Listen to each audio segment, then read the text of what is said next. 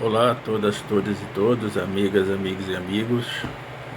Infelizmente a gente tem que alterar planos e projetos para poder falar daqueles assuntos que tocam, tangenciam mais o nosso cotidiano negro, né? De pessoa negra. E infelizmente aquilo que mais incomoda nas visões, nas diversas formas de variantes do racismo, dos racismos, a brasileira, vamos circunscrever desse modo, é a forma como ele vai sugando, vai trazendo para si todo tipo de manifestação racista de todas as ordens, até aquelas que pareçam mais absurdas, estapafúrdias, porém que são na verdade objeto maior de reflexões de como o racismo ainda nos impregna e nos condiciona enquanto sociedade histórica e enquanto sociedade cotidiana.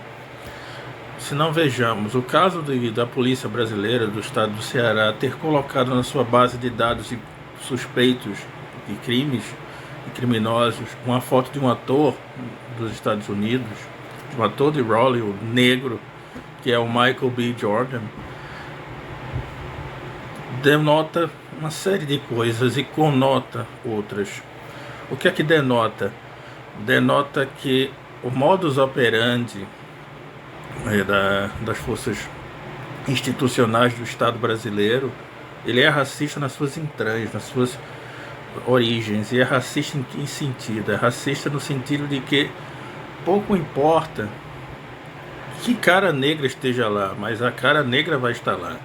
É um resquício da eugenia dos séculos passados, é um resquício da craniometria e de uma criminologia racista de séculos atrás, é o resquício de uma desigualdade de visão das pessoas, visão social e racial, é um resquício das mais profundas formas de privilégio branco, inclusive a de ser inocente, de ter a sua presunção legal de inocência sempre respeitada, mesmo que existam provas que corroborem o contrário, em detrimento de uma presunção de culpa inconstitucional e ilegal que é dada a nós, pessoas negras, todo o tempo. As instituições de correção, de detenção, de reclusão no Brasil são prioritariamente ocupadas por pessoas negras. As condições de pobreza, de miséria e hoje em dia de fome, o mapa da fome voltou os seus olhos para cá, para o Brasil novamente. Ela é composta única e exclusivamente por pessoas negras, de todo o espectro do negro, não é? O pardo, o negro retinto e assim por diante. Todas essas questões denotativas, elas são corroboradas e complementadas por uma questão conotativa. Negro bom é negro fora do meu campo de visão. É assim que pensam os racistas, é assim que pensam as pessoas que sustentam essa mentalidade racista. Percebam que pouco importa se é um ator, se é um empresário, se é um escritor, se é um professor acadêmico, se é um profissional médico, se é um profissional do direito, ser negro, ser uma pessoa negra já imputa nesta pessoa uma condição diante desses racistas de inferioridade.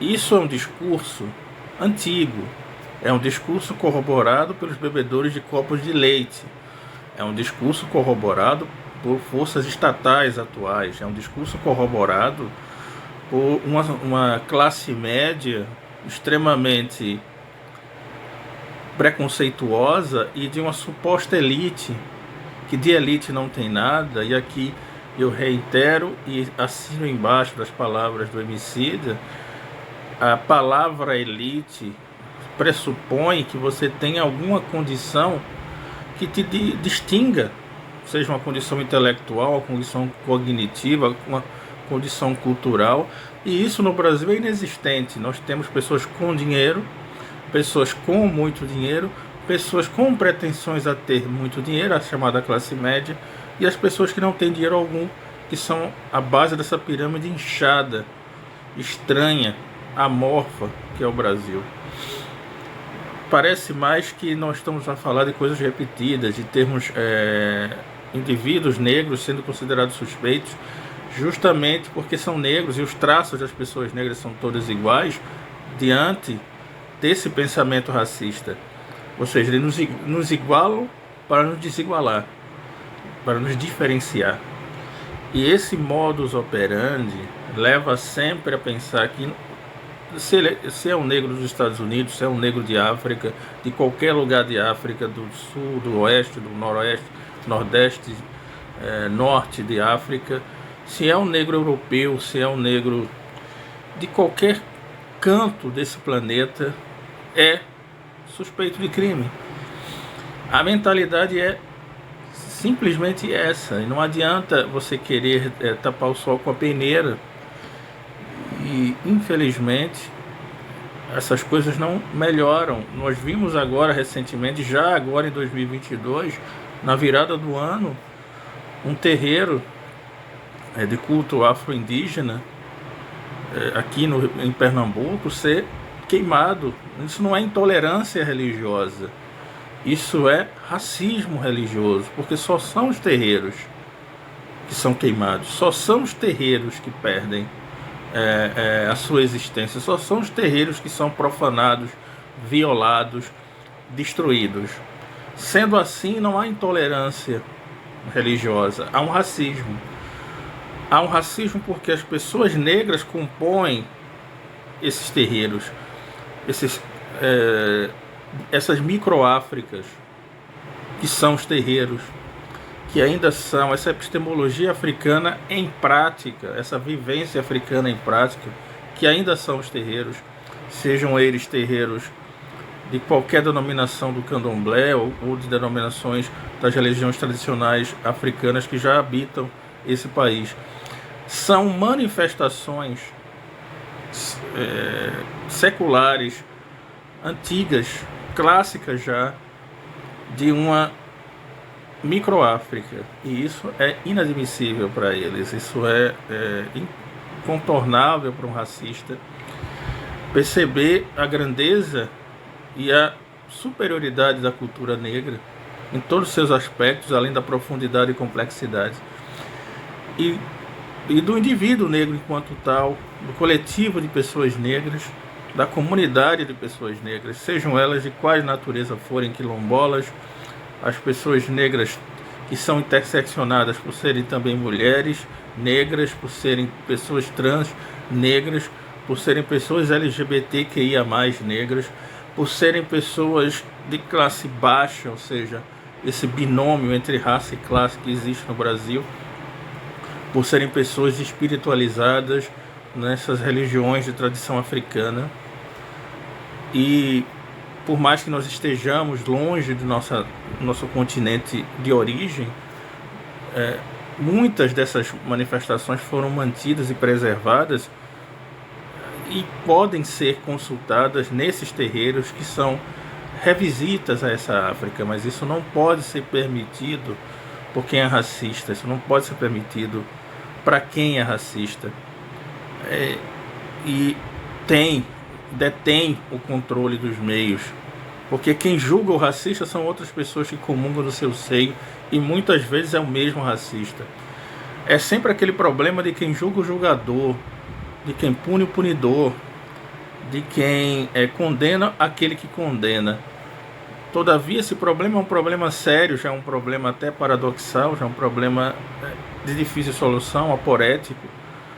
No entanto, quando nós acrescentamos essa dimensão, essa prospecção de racismo institucionalizado, estruturado, como diz o professor Silvio de Almeida, nós percebemos nitidamente que as coisas tendem a piorar com essas manifestações que até pareçam cômicas, como a do caso do ator Michael B. Jordan ter sua foto estampada num sistema policial, E isso não é piada, isso é uma coisa que realmente aconteceu, bem como um caso sucessivo, ou vários casos sucessivos de assassinato de pessoas negras das mais diversas formas. A Zara sempre multiplicando os casos de racismo dentro das suas lojas. Existia até um código racista. E todas essas questões ainda corroboradas pela destruição dos terreiros dessas microáfricas me fazem ter que sair da minha programação do Adziliango, amigas, amigos e amigos, para poder exortá-los, melhor dizendo, que não há descanso para nós. A perspectiva ela é muito, em parte por tudo que nós vemos e por tudo que nós vivenciamos, de uma distopia, de um afropessimismo mesmo. Se calhar muitas das nossas gerações já futuras não verão uma melhora, mas isso não nos isenta de lutar, isso não nos isenta de buscar soluções e de nos munir dessas nossas ancestralidades, dessas nossas culturas, desses nossos valores africanos e lutar, pelear e nunca desistir. Mas a tarefa não é fácil, a tarefa não é somente nos juntarmos, a tarefa não é somente nos conscientizarmos, nós, pessoas negras. É preciso que nós ultrapassemos o limite para a conscientização daqueles que são efetivamente racistas, porque é aquilo que se diz muito propriamente. O problema do racismo não é nosso. O problema do racismo é de quem é racista. Então é ali que tem que ser discutido para poder se ter alguma melhora, justamente porque é lá que se detém os meios de controle de tudo o que eu posso dizer do sistema institucional, das estruturas estatais, governamentais, seja quais forem as esferas governamentais administrativas desse país. É lá que se concentram as grandes expectativas e as grandes histórias para você saber como lidar com o poder. O poder está na mão dos racistas, dos privilegiados brancos. O poder está nas mãos dos grandes conglomerados de mídia, dos grandes conglomerados de empresas que simplesmente ofertam esmolas, ofertam migalhas. E nós nos apegamos a essas possibilidades, essas veredas, essas frestas, pensando que nós estamos diante de algo muito avançado, quando nós temos que primeiro ter certeza e ciência absoluta de onde estamos pisando. E são nessas ocasiões que nós vemos que nós estamos pisando ainda num solo muito hostil, minado. Não adianta você ser um piloto de Fórmula 1, único piloto negro como o Lewis Hamilton. Não adianta você ser o primeiro ator negro a ganhar um Oscar. E aqui eu deixo minhas homenagens e saudações ao Sidney Poitier. Não adianta você ser um ator famoso ou atriz famosa de Hollywood, ou seja lá de onde for, daqui, o que se chama de atrizes e atores globais. Não adianta você ter projeção no meio artístico, seja de qual natureza for, no meio científico, no meio de entretenimento, seja lá qual for o meio, caso você não tenha em vista aquilo que é de mais precioso para que nós vejamos. É que as ferramentas podem ser até ofertadas aparentemente, mas elas não são dadas às nossas mãos. É preciso que nós façamos sempre um pouco mais. Isso não quer dizer que nós tenhamos que ser 10 vezes, ou 15, ou 20, ou 100 vezes melhores que os outros. Nós temos que nos impor para além do que fazemos, com o que nós somos e da forma que nós sentimos e queremos. Agora eu vou continuar na parte seguinte, porque esse assunto merece uma continuidade. Então esperem aí, porque daqui a pouco vem mais, e depois eu vou unir essas duas partes para poder vocês terem uma ideia maior, um panorama melhor daquilo que eu tenho a dizer a vocês. Então é isso, pessoal. Muitas vezes a gente ignora que tudo aquilo que nos cerca vai para além daquilo que nós vemos. Se nós temos o poder nas mãos de pessoas racistas, nas mãos de pessoas preconceituosas, e esse poder ele não é dividido conosco, mesmo que nós, a fórceps, conquistemos alguns espaços, seja por lei de cotas, seja por questões de leis trabalhistas, por questões de leis previdenciárias, seja por questões de inclusão no meio político partidário, por meio de tentativas continuadas, os nossos movimentos sociais de assistência, e diante dessas tragédias que acontecem, assolam o Brasil, como as chuvas na Bahia, as chuvas no Maranhão, as chuvas no Tocantins, em Minas, em São Paulo também, no Rio, e em outros lugares do Piauí, nós temos a exata dimensão que ainda falta muita coisa. Nós ainda temos um canto de olho, nós ainda temos uma porcentagem inferior, nós ainda temos um espaço que não nos é totalmente condizente com aquilo que nós temos a dizer, com aquilo que nós significamos nesse mundo e naquilo que nós damos e ofertamos a esse mundo.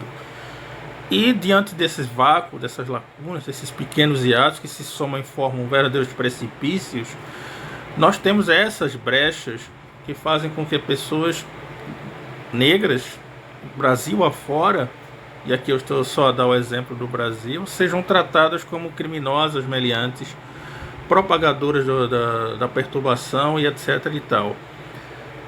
Isso vai além de você se considerar no espectro oriundo da Revolução Francesa, de um determinado ponto político. Isso é uma primeira intervenção política da pessoa negra. Antes de você ser uma pessoa socialista, de você ser uma pessoa comunista, de você ser uma pessoa anarquista, de você ser uma pessoa politizada, no sentido de todos esses ismos e todas essas posições, nós somos pessoas negras, e esse estigma que nós carregamos diante dessa sociedade, porque é assim que tratam a nossa condição, nos faz pensar que, diante de tanta coisa que nós vivemos, nós tenhamos que nos depararmos com esse tipo de comportamento tragicômico, né? Sério, repetitivo, de pessoas que nos insistem em nos mostrar essa faceta horrenda do racismo, caricata, muitas vezes, é verdade, entretanto, é comum, de nós sermos aqueles que são seguidos em lojas de departamento, nós somos aqueles que são colocados no sistema de procura policial. Inclusive, vários inquéritos deram base a vários processos dentro do Ministério Público, baseados em fotos de redes sociais, baseados em reconhecimentos de fotos de redes sociais, e que contenham, e muitas vezes é só ler os autos e os laudos, da expressão ele parece com aquele, porque na verdade, quando no calor do momento, todos são parecidos. Eu sou parecido com qualquer homem negro, seja ele procurado ou não, seja ele procurado injustamente ou não, seja ele encarcerado ou não, seja ele até morto ou não. Até depois que nós morremos, nós não deixamos de ser alvo dessas forças estatais. E quando você fala de uma humanização policial, é desse tipo de coisa que você, a esse tipo de coisa que você se refere, a esse tipo de comportamento que você tem voltado a sua atenção. O problema é até que ponto isso é possível, até que ponto é humanizar o que já nasceu desumanizado, até que ponto é possível tirar e extrair o preconceito como se extrai problemas do nosso corpo através de medicamentos, remédios ou procedimentos médicos. Como é possível fazer isso com preconceitos e com racismos e violências raciais? É evidente que você tem uma capa que esconde muito dessa visão preconceituosa. É evidente que você tem uma aura de melhora, pessoas que discutam, pessoas que problematizem, pessoas que até comprem camisetas, bottoms, que comprem canecas e que escrevam hashtags "eu não sou racista, racismo é crime", etc. e tal. Mas na prática, essas pessoas elas colocam a mão na bolsa, colocam a mão nos bolsos quando entra uma pessoa negra dentro de um coletivo. Essas pessoas, elas, independentemente de qual condição social, financeira tenham, elas querem proteger seus filhos, suas filhas, filhos de pessoas negras que adentrem um recinto. São aquelas pessoas que olham de lado e cochicham quando você entra em determinado lugar, que lhe tratam mal, que lhe tem sempre desconfiança. Essa só é uma face. E quando chega uma blitz ou chega uma operação policial, 99,9%, para não dizer 100% das pessoas que são levadas a sofrerem o que se chama também de baculejo ou de revista, são pessoas negras, em sua maioria homens negros. As mulheres negras sofrem infinitos preconceitos, fetichizações, erotizações, hipersexualizações o tempo inteiro, a todo tempo, em todo instante. Diante de todo esse recrudescimento desse ultraconservadorismo, que eu chamaria mais de reacionarismo, que não beira, mas que é fascista, que é neonazista, como se viu no colégio, já publiquei nas redes sociais um reel, vendo professores de história vestidos com as roupas, as vestimentas da Ku Klux Klan, esse terrorismo racista dos Estados Unidos. E nós percebemos muito bem que é tudo uma fachada, é tudo um invólucro de boa ideia, de boa intenção, quando em verdade nós estamos diante de manifestações, sejam elas escondidas, escamoteadas, subreptícias ou escancaradas e manifestas em todos os momentos, que são manifestações racistas, manifestações que não escondem a desigualdade no tratamento, que não escondem todas as formas de menosprezo e deboche pela pessoa negra. As oportunidades das pessoas negras, elas são limitadas e sempre tem prazo de validade muito curto, e boa parte da sociedade brasileira, essa que se elitizou pura e simplesmente pela conta bancária e pelos offshores que colocam seus dinheiros, seus rendimentos, para serem isentos de impostos e etc e tal. Essas pessoas, elas só trazem à tona uma desigualdade que ela é cultural, ela é uma desigualdade ensinada, é uma desigualdade que ela é cultuada nas famílias. Eu inclusive lembro de um costume que até está dentro da minha família, inclusive praticado por pessoas que eram pessoas negras, de não receber pessoas negras como primeiras visitas do ano, porque isso simbolizaria que teríamos mau agouro. Percebam que é entranhado, é cultural, é folclórico, inclusive, esse tratamento de inferiorização da pessoa negra, que deságua em menosprezo por tudo aquilo que tem origem negra, satanização, demonização de tudo aquilo que tenha conteúdo negro. E isso vai espraiar, evidentemente, em outras áreas, em outras composições do Estado, em outras composições das estruturas institucionais, acadêmicas. As pessoas negras são minoria, as pessoas negras dentro do corpo docente e discente são minorias. As pessoas negras com cargos administrativos são minorias, e são somente as pessoas negras que são contestadas em processos seletivos de universidades. São somente os saberes negros que são vetados como saberes não considerados ou consideráveis. É preciso lembrar que a filosofia até hoje ela diminui o pensamento africano, ou o pensamento oriundo de África, a condição de saber e não a condição de filosofia, justamente porque não caiba nos cânones eurocêntricos.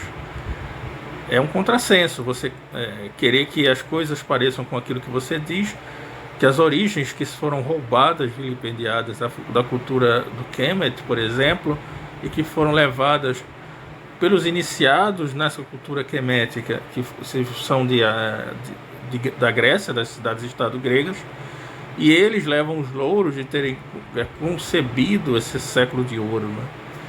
Então as histórias de usurpação, as histórias de vilipêndios, as histórias de tratamento desigual, elas não são encerradas, elas se modificam, elas se transfiguram, elas sofrem mutações, como se tem as mutações, por exemplo, desse surto de Covid-19, desse vírus várias variantes, e cada uma que tem a sua peculiaridade mais mórbida e mais perigosa. Então é assim que o racismo, que eu considero não só uma doença viral, porque ela é contagiosa, às vezes as pessoas nascem livres desse tipo de pensamento, mas são ensinadas desde cedo, mas também há um componente genético no racismo, há um componente genético nessa noção de que você só vai ter sucesso se você menosprezar e pisar no outro. Então isso tudo tem que ser pensado, isso tudo tem que ser discutido, e se manifesta, evidentemente, quando você tem esse tipo de comportamento que nós tivemos no caso do ator Michael B. Jordan, ter seu rosto, sua foto colocada no sistema de procurados da polícia do estado do Ceará. E nós temos também todos esses movimentos de destruição e de profanação, essa é a palavra, das microáfricas sagradas, que são os terreiros, as casas de axé no Brasil afora, as mães e os pais de santos e alorixás, e as ialorixás e os babalorixás, que são perseguidos, os filhos de santo que são perseguidos, os rituais que são interrompidos, tudo que é alvo e objeto de violência, as mortes e também as mortes desses componentes interseccionais da negritude no Brasil, por exemplo, os transfeminicídios, quando se tratam das travestis e das mulheres e homens trans negros, os componentes LGBT-fóbicos de pessoas negras, e esse amassamento de toda pessoa negra nesses territórios de comunidades empobrecidos e esquecidos, marginalizados pelos poderes públicos, e tendo pessoas que torçam o nariz dessa chamada elite financeira que o Brasil criou. É difícil a gente ter que começar um novo ano, tendo que bater nessa tecla novamente, mas foi preciso interromper uma programação inicial para que nós pudéssemos bater esse papo, falar um pouco e mostrar e demonstrar o quanto ainda temos a considerar e tentar lutar, tentar ver de que forma nós vamos conseguir vencer isso tudo. Fica essa fala, gostaria de ter toda a opinião de vocês também, porque isso tem que ser discutido de muitas formas e por um bom tempo, porque nós temos que traçar e criar estratégias para que nós nos defendamos melhor de todas essas manifestações racistas em todos os campos, sejam da cultura, dos esportes, das instituições, do poder estatal, das áreas de lazer e entretenimento, do ambiente, do meio econômico, do meio de trabalho e assim por diante. É preciso lutar e vamos lutar. Então, axé, utep, e vamos refletir e agir.